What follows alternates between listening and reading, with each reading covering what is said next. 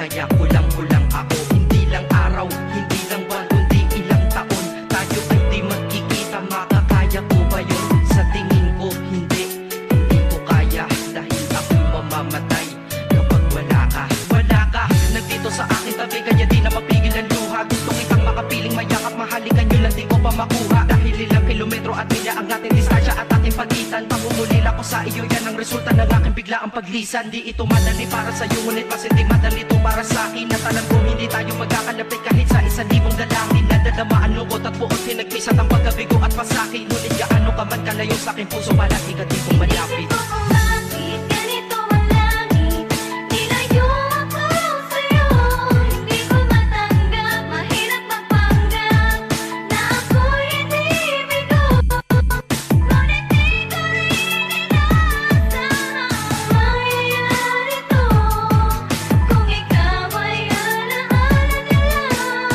DJ Erdrin on the mix.